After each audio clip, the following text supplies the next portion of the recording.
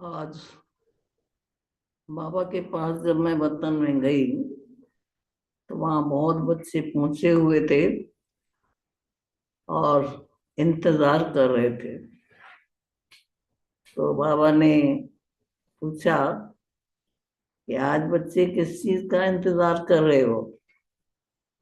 तो मैंने कहा बाबा आज सभी बच्चे गुलजार दादी से मिलना चाहते हैं, दिखना चाहते हैं, कुछ सुनना चाहते हैं।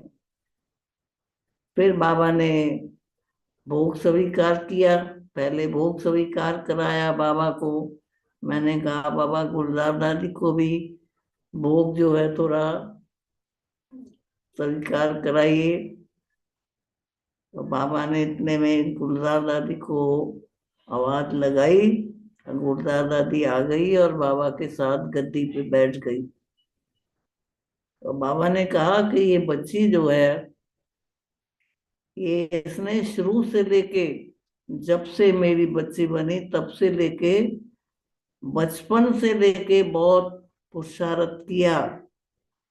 और छोटी आयु से लेके अभी तक जो पुरुषार्थ किया, उस पुरुषार्थ की जो कमाई है वो इसकी बहुत बहुत जमा है। तो मैंने कहा बाबा हम बच्चों को क्या करना है अभी। तो बाबा ने कहा कि अभी बच्चों को सिर्फ एक काम करना है। क्या पुरुषार्थ करना है वो तो तुम कर ही रहे हो, लेकिन अब तुमको पुरुषार्थ करना है न्यारा बनने का। न्यारा होते जाओ, सब कुछ देखते हुए, सब कुछ सुनते हुए, लेकिन न्यारे होते जाओ। जितने जितने न्यारे होंगे उतने उतने सर्व के प्यारे बनेंगे। तो बाबा ने कहा जितना देह से न्यारे, संबंध से न्यारे, संसार से न्यारे, हर चीज से जब न्यारे होंगे तो कहीं तुम्हारे को खींच नहीं पड़ेगी। तुमको कभी जीवन में रुकावट नहीं आएगी। जो पुरुषार्थ में चलते चलते रुकावट आती है, तो बाबा ने कहा उससे तुम बच्चे निर्विघ्न हो जाएंगे। तो कहा निर्विघ्न और निश्चिंत।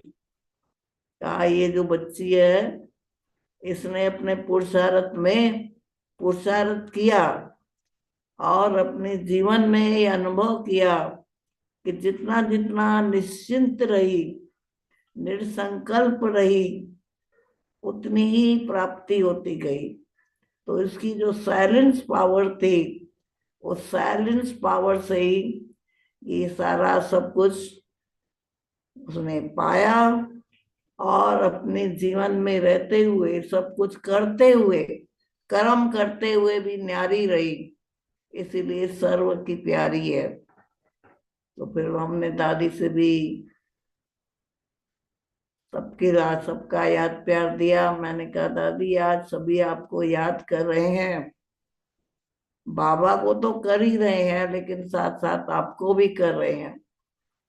तो दादी ने भी कहा कि बाबा ने जो अभी तुमको बताया कि न्यारे हो जाओ, तो काम में अंत समय पे बिल्कुल न्यारी हो गई थी। शरीर से भी, बीमारी से भी, और जो भी हमारा अलौकिक परिवार था उसमें रहती थी, लेकिन उससे न्यारी हो गई थी। और उस न्यारी होते होते मैं बाबा के पास आ गई। तो कहा कि बाप को भी फॉलो करो, और जैसे मैंने बाप को फॉलो किया ऐसे तुम बच्चों को भी बाप को फॉलो करना है। और बाबा ने कहा इसी का पुरुषार्थ तुम सभी बच्चों को करना। उसके बाद बाबा ने सभी बच्चों को याद